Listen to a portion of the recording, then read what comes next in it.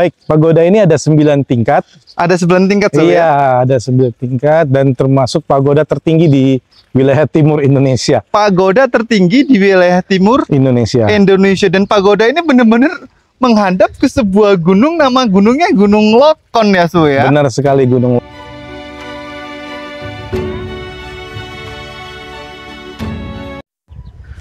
Selamat pagi teman-teman semuanya, salam sejahtera untuk kita semua. Namo Buddhaya. Jumpa lagi dalam Budi Story. Kali ini saya berada di Wihara Budayana Tomohon dan saya ingin mengajak teman-teman melihat sekeliling Wihara Budayana Tomohon yang akan didampingi oleh pembina atau pengurus umat atau biksu yang tinggal di Wihara Budayana Tomohon ini. Bersama Su Badra Prawira, inilah keindahan wihara di Budayana Tomohon. Selamat pagi, Suhu. Selamat pagi, Namo Buddhaya. Namo Buddhaya, Suhu. Su, mari kita lihat-lihat di wihara kita. Boleh, baik. Ini penampakan wihara kita, Wihara Budayana Tomohon. Wihara ini dibangun awalnya pada tahun 82, kemudian di Purna Pugar dan diselesaikan pada tahun 2019. Oh, di Purna Pugar tahun 2019, Su, ya? Ya, selesai Purna Pugar 2019. Selesai Purna Pugar. Kayak gitu, mari kita coba lihat ke dalam, Su, balik, Su, ya. Ayo, silakan, Bante. Jadi teman-teman, ini wihara ini berada di Kota Tomohon. Kota Tomohon, ya. Di Kota Tomohon. Dan kita akan memasuki ruang bakti sala, dan tentu setiap biara itu selalu ada hyolo, begitu, atau tempat untuk menaruh dupa, ya. Mari, Su. Ayo, silakan, Bante.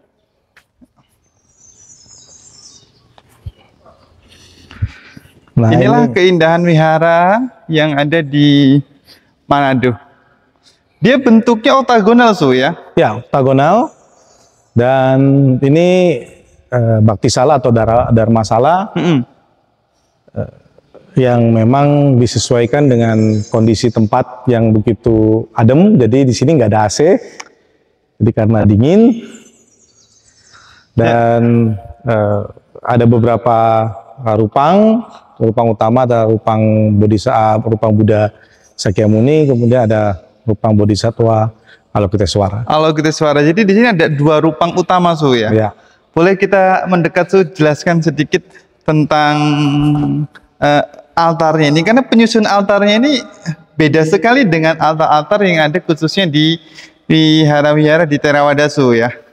Ya, ini penyusunan altar ini dari rupang Buddha Sakyamuni ini. Ini memang rupang Buddha yang ada di Indonesia. Di Indonesia, Su, ya. Rupang Buddha di Indonesia yang mengadopsi dari kultur budaya Indonesia. Kemudian rupang Alokiteswara. Kemudian tempat ini memang didesain agar nyaman dilihat sehingga orang beribadah di sini merasa tentram dan damai. Jadi memang didesainnya seperti ini supaya nyaman dilihat, ya. Makanya warna semua itu bercorak warna kuning emas, kuning ya. emas. Dan kita juga di sini di Sulawesi, ya, dapat berkah. Kita ada relik Buddha dan para orang suciawan, para arahat ada di sini. Arahat, Su. Arahat dan Buddha. Arahat dan Buddha, ya. Yang mana, Su, reliknya, Su? Yang pas berada di bawah Buddha itu yang berbentuk stupa. Oh, di pas, ya, di bawah Buddha Sakyamuni, Su, ya? Yang berbentuk stupa. Stupa itu, ya. Ini relik arahat ini memang dari Indonesia sendiri atau dari mana, Su? Ini dikumpulkan di negara Buddhis, yaitu termasuk negara Myanmar, kemudian dibawa ke Malaysia, kemudian disebarkan di sini. Oh, jadi dari Myanmar, terus dibawa ke Malaysia dan disebarkan di Indonesia. Dan kebetulan wihara ini punya berkah mendapatkan reliknya di sini. Oh, salah satunya adalah wihara di Wihara Tomohon. Wihara Budayana Tomohon mendapatkan relik ini. Wah, sadu. Ini berkah sekali, ya, teman-teman. Jadi teman-teman, di sini ada sebuah relik itu sebuah apa, ya? Relik itu sebuah hasil dari pembakaran mendiang jenazah atau orang-orang suci, begitu. Nah, teman-teman semuanya, di wihara ini juga selain dia berbentuk oktagonal, di sini juga ada rupang-rupang pratima atau bodhisatwa seperti Avalokitesvara, dan juga altar utama paling atas adalah Buddha Sakyamuni Su ya. Ya, Buddha Sakyamuni. Ya, baik Su, mungkin kita akan melanjut ke sisi belakang Su ya. Di belakang ada apa aja nih Su, kira-kira Su? Ya, di belakang wihara ini tepatnya ada pagoda. Ada pagoda Su ya. Ya. Pagoda ini sudah lama Su. Duluan wihara atau pagoda dulu Su? Wihara dulu. Wihara dulu ya. Kompleks wihara dibangun, ada wihara dulu, baru pagoda dan yang lain sebagainya.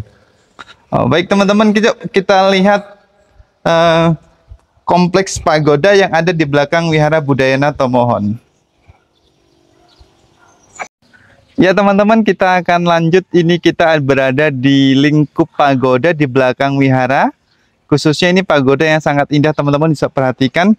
Ini kita lagi bersama Su Prawira kembali. Su, ini pagoda ini berapa tingkat Su ya? Kalau boleh tahu nih. Ini ya baik, pagoda ini ada 9 tingkat.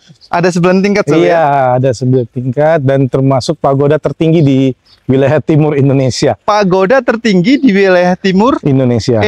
Dan pagoda ini benar-benar menghadap ke sebuah gunung, nama gunungnya Gunung Lokon ya Su ya? Benar sekali, Gunung Lokon. Gunung Lokon. Nah Su, ini 9 tingkat ini apa sih isi di dalam dari pagoda ini Su? Ya, kalau isi sebenarnya hanya di lantai 1 itu ada rupang pratima bodhisatwa. Ya. Salah satu penjaga dharma yaitu rupang Kuangkong. Rupang Kuangkong. Ya, Kuangkong. Dan di atasnya sebenarnya tidak ada rupang sama sekali, hanya sebagai ikon. Di atasnya tidak ada apa-apa, hanya sebagai ikon saja ya Su ya. Benar. Tapi Kuangkong ini memang rupang Kuangkong ini sebagai bentuk ketegasan atau pelambang dewa saja Su, atau gimana Su? Kenapa Sebenarnya, ada Kuangkong itu? dalam Buddhis itu Kuangkong itu apa nama bulan namanya lupa saya. Kuangkong itu sebagai salah satu bodhisatwa yang menjaga dharma, menjaga tempat yang tempat pembabaran dharma, di mana tempat itu menjadi tempat suci yang memang sangat dijaga kesuciannya oleh Kuangkong itu sendiri. Oh, itu seperti dewa penjaga pintu dharma gitu ya. Jadi tempat-tempat biara selalu ada puja terhadap Kuangkong ini ya, sebagai penjaga pintu dharma. Jadi teman-teman, ketika Anda ke wihara tidak perlu khawatir. Kenapa? Karena dijaga oleh para dewa. Salah satunya Kuangkong ini Su ya. Yang punya karakter kesetiaan yang luar biasa. Yang punya karakter kesetiaan yang luar biasa. Nah, ini pagoda ini ya teman-teman semuanya. Ini tinggi sekali loh. Ini ada 9 tingkat, dikatakan 9 tingkat. Ada maknanya nggak Su? Kenapa 9 tingkat Su? Ya, ini diadopsi dari Chinese Buddhism ya. Dari negeri tirai bambu, dari Tiongkok ke sana. Sebenarnya pagoda itu tempat relik. Tempat relik. Tempat orang-orang suci, tempat sisa-sisa atau sarira, tubuh-tubuh orang suci ditempatkan di pagoda. Tapi karena makin ke sini, pagoda dijadikan ikon. Oh, jadi ini tidak ada relik yang di dalam Su? Tidak ada relik, malah di Buddha Hall tadi. Relik malah ada di biara tadi ya, Su ya. Dan ini selain pagoda yang indah, teman-teman ini bisa lihat hiasan-hiasan berupa air mancur naga di sini ada juga. Lalu ini yang menarik perhatian saya ini Su, yaitu ada patung-patung apa ini Su? Ini 18 arahat kan. Patung 18 arahat. Ini sebagai simbol apa Su? Ini sebagai simbol siswa-siswa utama Buddha yang sudah mencapai realitas tertinggi, seorang arahat. Seorang arahat. Jadi teman-teman, jika teman-teman masuk dari ujung sana, itu akan disambut oleh patung-patung 18 arahat Su ya. Ini ada ikon yang lucu-lucu, imut-imut nih ya. Teman-teman semuanya. Nah, selain pagoda yang indah dan tinggi ini, kita di belakang juga ada apa lagi nih Su? Boleh nanti kita ke sana Su. Di sebelah kiri. Ya Su, ini ada Makco. Makco. Apa itu Makco Su? Dewi laut ya kalau dibilang ya. Oh, Makco itu Dewi laut ya. Iya, Dewi penjaga laut. Jadi dari kalangan tradisional orang-orang Chinese yang berhubungan dengan laut, nelayan dan sebagainya, biasa memuja Dewi ini. Biasa memuja Dewi untuk keselamatan di laut. Oh, berarti memang background dari umat sebagian di sini dulunya adalah seorang nelayan Su ya. Di sini Kota Manado di sini gunung, tapi di Manado sendiri adalah pesisir pantai. Oh, kota Manado itu pesisir pantai. Pesisir pantai. Jadi mereka banyak memang berhubungan dengan laut. Berhubungan dengan laut. Salah satu ya. penghormatan menghormati seorang dewi yang disebut Maco, yaitu Dewi Samudra. Dewi Samudra. Nah, Ini kalau di kisah-kisah Sun Gokong itu kayaknya ada ya. Dewi Samudra sepertinya kurang paham saya. Kurang paham saya. Tapi inilah kulturasi antara Buddhism dan tradisi. Tradisi. Kita tidak mau menghilangkan tradisi itu semerta-merta karena sesuatu, tapi kita mengakulturasi karena ini bagian dari pemahaman, sehingga pemahaman itu dapat berjalan dengan baik. Ketika kebaikan itu dilakukan, itulah dharma itu sendiri, itulah kebenaran itu sendiri. Jadi ketika kebaikan itu dilakukan, itulah dharma sendiri, itulah kebenaran itu sendiri, Ya, Itu benar sekali. kata-kata yang boleh dipegang nih untuk quotes-nya nih, Ya. Terus lalu di belakang ini ternyata masih ada lagi. Ini apa ini, Nah, di depan kita ini ada disebut dengan Istana Kuan Im, yaitu sebagai perwujudan rasa kagum dan rasa terima kasih umat kepada sosok seorang Alikiteswara yang selalu memberikan berkah kepada mereka. Istana Kuan Im ya, Iya. Berarti Avalokiteswara yang tadi ada di altar utama juga, ya. Benar, benar. Jadi kalau sembahyang ke altar utama dulu baru ke mari, ya. Ya, tergantung sebenarnya kalau kita masuk kan kita ketemunya ke Buddha Hall, ke altar utama dulu baru Iya, ke belakang. Sehingga ini sebagai bagian dari ruang lingkup wihara. Dan ini juga menjadi satu keindahan yang luar biasa ya, bangunannya dan sebagainya, sehingga orang yang datang ke sini yang bukan Buddhis juga merasa bahagia, merasa menikmati suasana ini. Nah, itu juga bagian dari kebaikan yang kita perbuat untuk supaya orang lain hanya melihat, hanya datang ke sini dan bisa tersenyum bahagia, itu sebuah hal yang luar biasa.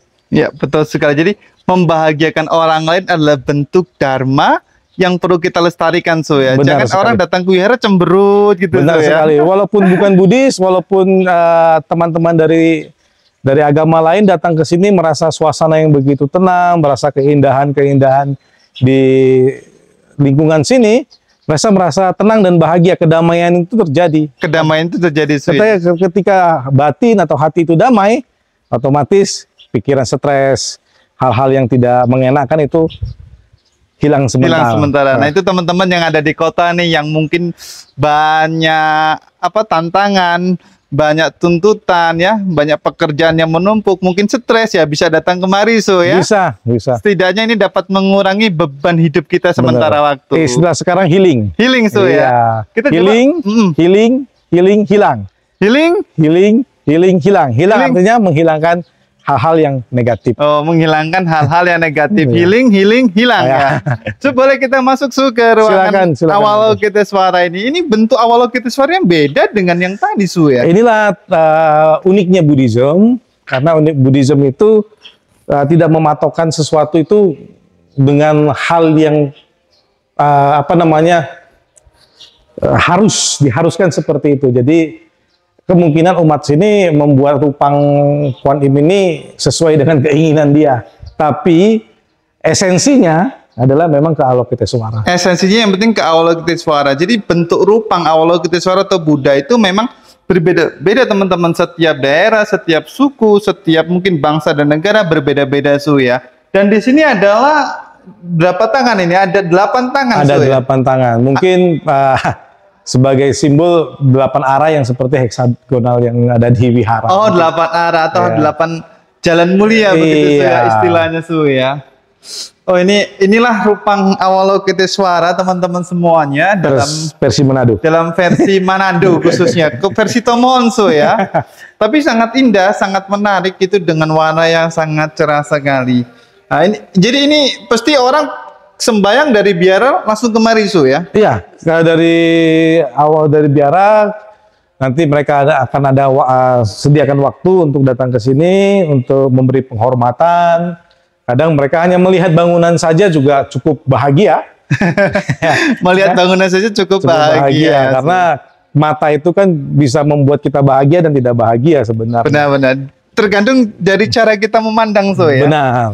Dan apa yang dipandang? Apa yang dipandang? Nah, yang dipandang di sini teman-teman bisa lihat itu indah sekali, yaitu langsung memacu pada pagoda yang 8 tingkat dan di sekelilingnya ada sebuah gunung lokon yang besar sekali ya. Ini bagus sekali. Nah, Su, di belakang lagi ada apa lagi nih, Su? Kayaknya ini part terakhir Su ya. Iya, ini belakang ini ada perwujudan patung dari kura-kura besar. Perwujudan patung dari kura-kura besar. Ya, Teman-teman kura-kura kalau raksasa. pernah lihat film Aang ya atau Avatar tuh elemen terakhir yang dia kuasai adalah dengan belajar dengan si kura-kura besar ini. Bagi teman-teman yang suka Aang ya, pernah lihat kura-kura besar ya, kura-kura raksasa. Ini kura-kura singa atau kura-kura memang kura-kura nih, Su? Kura-kura. Kura-kura Su ya. Perwujudan dari kura-kura raksasa, dan di sini biasanya pendatang atau umat atau siapapun yang hadir di sini biasanya ada uang logam dan Uang logam, Su. ya dilemparkan ke tengah itu untuk mengenai lonceng. Oh. Kalau biasanya Ya. menurut mereka kalau uang logam itu kita lemparkan dan mengenakan lonceng, kita berdiri di sini bahagia, maka kita akan mendapatkan kebahagiaan. Di sini ada harta, bahagia, apalagi ini, panjang umur, kedudukan, dan kemakmuran ya, keuntungan. Oh, berarti ini simbol kemakmuran ya. Jadi kita lempar koin ke pekenai tempat lonceng ya. Itu meskipun agak susah karena saya perhatikan tuh loncengnya kecil nih, Su. Ya, lonceng kecil. Tapi ada juga yang kena, karena esensi dari sini adalah bagaimana kita melakukan niat ya, dengan sungguh-sungguh, dengan usaha sungguh-sungguh, akhirnya membuahkan hasil. Bukan karena kita ada di kedudukan kita lempar dan kena lonceng kita mendapatkan kedudukan yang baik, tidak, tapi bagaimana kita melakukan ini dengan niat yang baik supaya kita bisa mengenakan lonceng itu. Ketika lonceng itu bergema, suaranya itu kan mengarah ke seluruh penjuru. Seperti itu juga kebajikan yang kita buat. Ya, jadi apapun ritualnya, praktiknya, yang penting adalah niat dan tujuannya ya, niat hati, Su ya. Benar sekali, niat hati. Jadi teman-teman di sini jika Anda ingin niat hatinya untuk makmur, untuk sukses, ya, selain Anda bekerja keras ya juga dan rajin menabung, juga Anda dapat melakukan sebuah momen-momen ritual supaya ini afirmasi lah. Afirmasi, benar, afirmasi untuk diri kita. Agar kita termotivasi terus dalam membangun sebuah kesuksesan itu sendiri. Dan di sekitar sini juga selain ada kura-kura juga banyak pohon bambu. Dan katanya juga di belakang situ ada penginapan-penginapan, Su ya? Ya, di sebelah, kalau kita masuk sebelah kiri banyak penginapan-penginapan, ada homestay dan hotel gitu. Karena tempat ini memang daerah tujuan wisata di salah satu provinsi Sulawesi Utara. Oh, jadi memang ini adalah daerah wisata, teman-teman. Jadi tidak hanya ada biara ini saja, tetapi di sekitar biara sini ada penginapan dan sebagainya, Su. Banyak sekali tempat wisata di sini. Banyak sekali, ada Danau Linau dan sebagainya, ada Bukit Doa di sekitar kita. Ya, ini tempat yang luar biasa ya di Kota Tomohon ini, dan Kota Tomohon dijuluki sebagai kota bunga. Kota Tomohon dijuluki sebagai kota bunga. Ya, terakhir, Su, mungkin bisa kasih pesan-pesan untuk teman-teman untuk supaya kita itu dapat terus belajar praktek dharma dan mau mengunjungi wihara nih. Kan ini sekarang sudah tidak pandemi lagi nih ya. Ya, mungkin singkat saja, ketika kita ingin datang ke tempat manapun, yang terpenting yang kita bawa adalah rasa bahagia. Rasa bahagia. Karena itu teman-teman, yuk bangkitkan rasa bahagia kita dimanapun Anda berada. Semoga Anda terbebas dari penderitaan dan diliputi kebahagiaan. Sadu, sadu, sadu. Terima kasih telah mengikuti Budi Story. Sampai jumpa kembali. Sabe Sata Bawantu Sugitata. Semoga semua makhluk hidup berbahagia. Sadu, sadu, sadu. Terima kasih, Su. Terima kasih, Bante. Terima kasih. Sehat selalu untuk Su. Sadu.